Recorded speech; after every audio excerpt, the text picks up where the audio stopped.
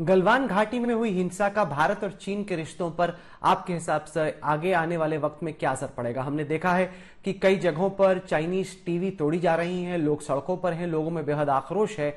आपके हिसाब से गलवान घाटी की हिंसा से पहले के भारत चीन के रिश्ते और इसके आगे के भारत के और चीन के रिश्तों में क्या फर्क होगा? गलवान घाटी की जो घटना है उसमें जिस प्रकार के हथियारों का प्रयोग हुआ, जिस बर्बरता, जिस क्रूरता, जिस दमन का परिचय चीन की सेना ने किया था, वह तो हम जो देशों के बीच जितने जो अभी कांग्रेस पार्टी के जमाने में 6 एग्रीमेंट हुए, 1988, 1993, 96, 2005, 2012, 2013, 6 एग्रीमेंट हुए। वो सारे एग्रीमेंट्स का उल्लंघन था, इंटरनेशनल नॉर्म्स का उल्लंघन था। तो ये जो बर्बरता है उसका देश भर में जरूर आक्रोश है और इसीलिए देश में आज जनता चीनी वस्तुओं का बहिष्कार जैसे बड़े नारे लेकर आज प्रयास कर रहे हैं। एक वॉलंटरीली, स्वच्छंदता से देश की जनता अपने गुस्से को एक सेंटिमेंट के रूप में परिवर्तित करके आज काम कर रही है। लोकतंत्र में जनता का सेंटिमेंट का सम्मान होना पड़ता है, हम सबको उस सेंटिमेंट का सम्मान करना चाहिए। हमारी आज की प्राथमिकता एक तो बातचीत के जरिए हम संबंध और बिगड़े और ना बिगड़े इसकी प्रयास को जारी रखना चाहिए। दूसरी तरफ सीमा में शांति भी हो और सीमा का हर इंच की रक्षा हो, इसकी प्रयास करना चाहिए। प्राथमिकता जरूर है, पर यह जो घटनाक्रम हुआ उसका समाज पर भी असर होता है। उस समाज का ऊपर असर जब होता है तो उसका थोड़ा बहुत प्रभाव नीतियों पर भी होता है। तो ये एक स्वाभाविक परिणाम क्रम है, वो जरूर कुछ ना कुछ रहेगा, ये इतना मैं जरूर कह सकता हूं। क्या भारत की सरकार ये सुनिश्चित कर सकती है कि आने वाले वक्त में चीनी कंपनियों को भारत में कोई कॉन्ट्रैक्ट ना मिले? अगर आपको हमारी सेना से मुकाबला करना है तो आप हमारे साथ व्यापार नहीं कर सकते, आप यहां पर आकर निवेश नहीं कर सकते। क्या इस तरह का फैसला मोदी सरकार लेने के बारे में सोच रही है? राम माधव जी, मोदी जी की सरकार तो ऑलरेडी कुछ इस दिशा में कदम उठा चुकी है।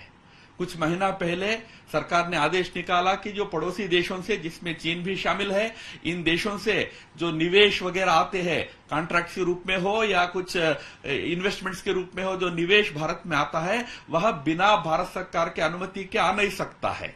तो एक नियंत्रित करने का, रेगुलेट करने का निर्णय भारत सरकार ने वैसे भी कर चुका है।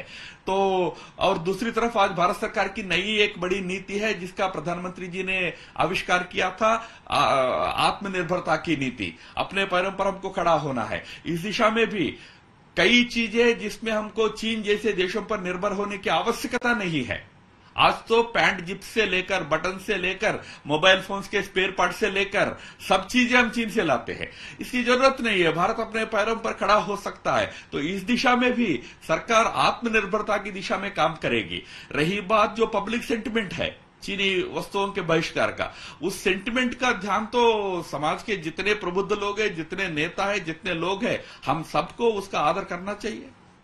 राहुल गांधी आपसे लगातार सवाल पूछ रहे हैं। वो कह रहे हैं कि सरकार सो रही थी, सरकार लगातार इनकार कर रही थी कि चीनी सेना भारत की सीमा में घुस आई है, और जब गलवान घाटी में ये हिंसा हुई उसी के बाद आपको मजबूरन ये मानना पड़ा, क्योंकि आपको मालूम था कि अगर आप नहीं मानोगे तो कहीं ना कहीं से ये जानकारी सार्वजनिक हो जाएगी। इस वजह से आपने माना, लेकिन उससे पहले 1 महीने से ज्यादा भारत की सरकार पूरी तरह से इस बात को डिनाई करती रही।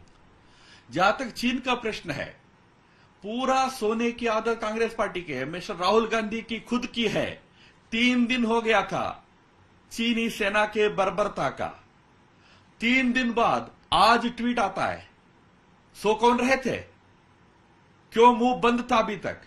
हमने डिमांड किया, हमने कहा कि आप भारत सरकार को गाली दे रहे हो, चीन को के बारे में एक शब्द नहीं बोल रहे हो, तब जाकर आज एक ट्वीट देखने को मिलता है, प्री मेडिटेटेड था वगैरह फलाना ढिमकाना। सो तो ये लोग थे। मैं पूछना चाहूंगा, 6 एग्रीमेंट किए, उसमें सीमा की रक्षा का क्या किए थे? क्यों फिर सीमा का उल्लंघन होता रहा? जब सीमा का उल्लंघन होता रहा 14-15 दिन प्रधानमंत्री बोलते नहीं थे, 2-2 हफ्ता चुप रहते थे, और जब बोलते थे ये बोलते थे कि नहीं चीन का दृष्टि और हमारा दृष्टि में अंतर है, इसीलिए कंफ्यूजन होता है। चीन को बेनिफिट ऑफ डाउट देते थे। सो हम नहीं रहे। हम देश की रक्षा के लिए आज हमारी सेना उधर चीन के खिलाफ खड़ा होकर संघर्ष कर रही है। और उस संघर्ष का कोई वैल्यू नहीं है।